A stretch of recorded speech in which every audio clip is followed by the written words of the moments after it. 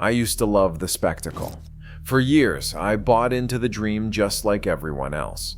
But 2 decades of watching the corporate playbook change have taught me one thing. What they sell most aggressively is what you should avoid at all costs. But is this just about bad value, or is it a sign of a deeper disrespect for the customer? In this video, I am showing you the 7 things I now refuse to buy on the strip, because my experience has proven they are part of a system that no longer values your loyalty. The question is, do they value yours? These are not just overpriced items. They are loyalty tests. Each purchase measures how much disrespect you will tolerate while still coming back. After 20 years of watching, I can tell you they have crossed the line from hospitality to hostility. Let's start with what I call the nostalgia tax collection. Those overpriced souvenirs that populate virtually every corner of Las Vegas Boulevard. We all understand the psychological pull. You are having the time of your life, and naturally, you want something tangible to remember it by. The casinos and retail shops understand this emotional vulnerability all too well.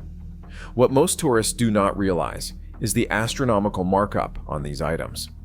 That $29.99 Las Vegas snow globe. It costs less than $2 to manufacture. The t-shirt with the casino logo that is selling for $39.99. Production cost, about $3. We are talking markups ranging from 500% to 2,000% on items you could find nearly identical versions of just a mile off the strip for a fraction of the price. The manipulation goes deeper than pricing. Notice how souvenir shops are strategically placed at exits, near elevators, and at the end of experiences. That is deliberate psychological engineering. They are capitalizing on what retail psychologists call the last chance phenomenon. The fear that if you do not buy now, you will lose the opportunity forever. It is particularly effective on families with children, who often end up spending hundreds of dollars on plastic trinkets that will likely be forgotten within weeks. What makes this particularly insidious is how these shops position themselves as memory preservation services, when in reality, they are emotional vulnerability monetization centers. They are not selling you mementos. They are selling you overpriced symbols of experiences that would be just as memorable without the plastic proof of purchase. After 2 decades of watching tourists walk out with bags of overpriced trinkets, I have learned that the best souvenirs are photographs and stories. Both cost nothing, and both create lasting value. Moving on to the second item on my list, what I call the convenience penalty system, street vendor food on the strip. These vendors position themselves as convenient, quick solutions for hungry tourists who do not want to interrupt their sightseeing or their gambling with a formal restaurant stop. The reality is, you are paying premium prices for substandard food. A hot dog that costs less than 50 cents to make sells for $8 to $12 on the strip. A bottle of soda that retails for $1.99 at any convenience store magically becomes $6 at a street cart. The markup is not for quality. It is for what economists call captive audience pricing. Worse is the nutrition value, or lack of it. Most street vendor food is processed, preserved, and prepared with minimal attention to health standards. The result is tourists pay luxury prices for food that often leaves them feeling worse, bloated, dehydrated, and still hungry for real nutrition. I have watched families of 4 spend $60 to $70 on a quick street food lunch that would cost $20 anywhere else, and that often leaves them feeling ill afterward. That same money could buy a quality sit-down meal just a block off the strip. The convenience is not worth the penalty to your wallet and your well-being. Third on my list is what I have dubbed the transportation hostage model. Traditional cabs and taxis when you are not using rideshare apps. In the era before ride-sharing, taxis had a near monopoly on tourist transportation, and those habits die hard for many visitors. What most tourists do not realize is that traditional taxi services on the strip often employ questionable practices like route manipulation, taking longer paths to maximize meter charges. The infamous tunnel route to the airport, for example, can add $15 to $20 to your fare compared to more direct routes. Unlike rideshare apps, which provide upfront pricing. Traditional taxis leave you at the mercy of the meter, which creates financial uncertainty and often results in sticker shock. I have seen families spend more on transportation during their vacation than they did on their hotel room, simply because they did not know better alternatives existed. The taxi industry has fought tooth and nail against innovation and transparency in pricing because their business model depends on information asymmetry. They know the fastest routes and true costs, while you do not. That is not service, it is exploitation.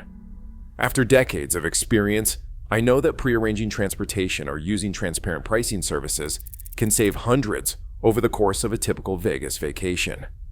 That is money better spent on actual experiences rather than merely getting from point A to point B.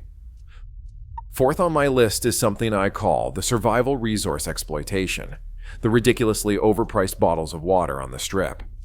This might seem trivial, but it represents something particularly cynical about how Vegas now operates.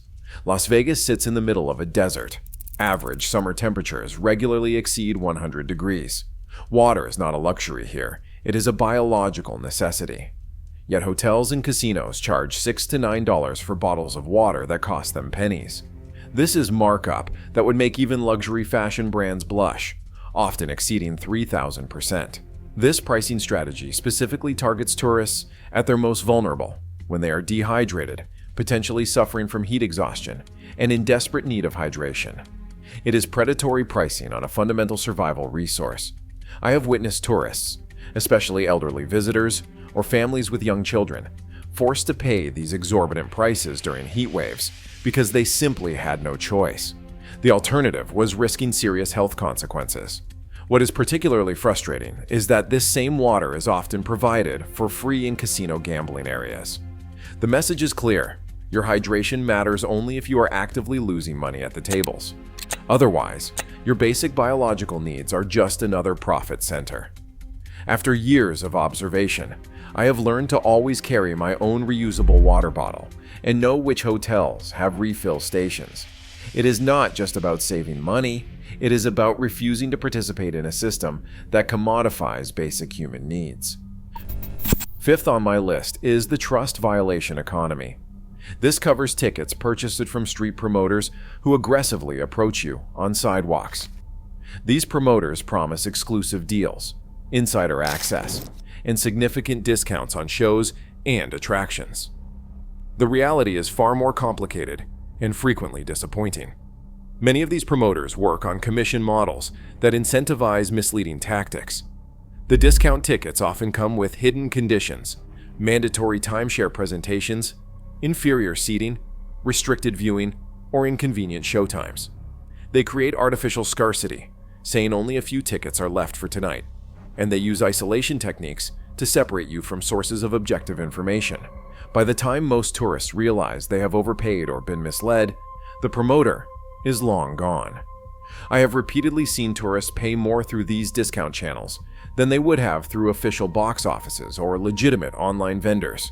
A $50 saving turned into a $100 premium for an inferior experience.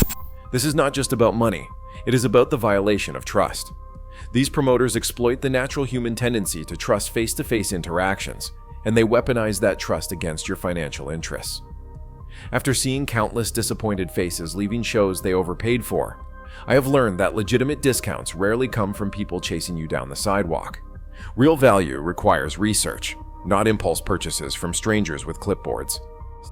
Sixth on my list is the memory commercialization trap, those overpriced photos from professional photographers stationed throughout the Strip.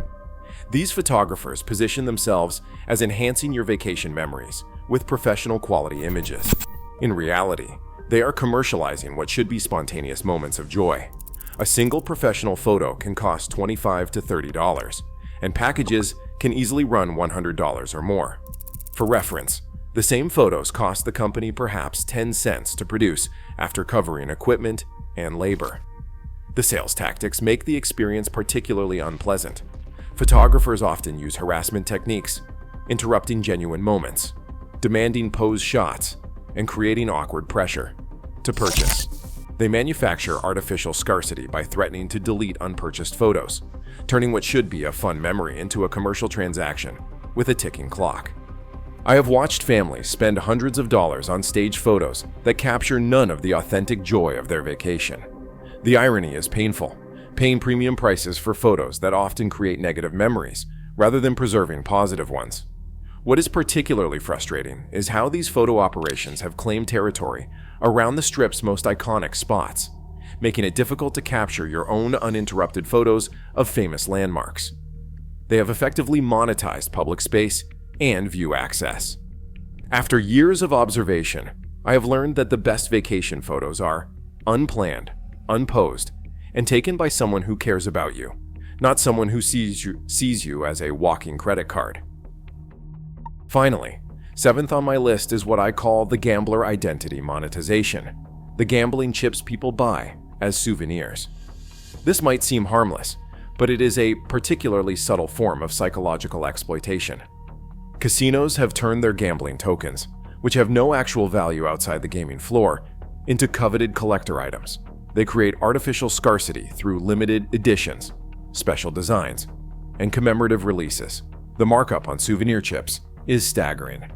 A $5 chip that costs perhaps 30 cents to manufacture sells for $15 to $20 as a collector item, a markup exceeding 5,000% when you factor in that the chip itself has zero intrinsic value once removed from the casino economy. What makes this especially insidious is how it preys on the emotional attachment many visitors develop to the gambling experience. The chips become tangible symbols of the excitement, the risk, and sometimes the victory felt at the tables. Casinos are essentially selling you emotionally charged plastic at premium prices.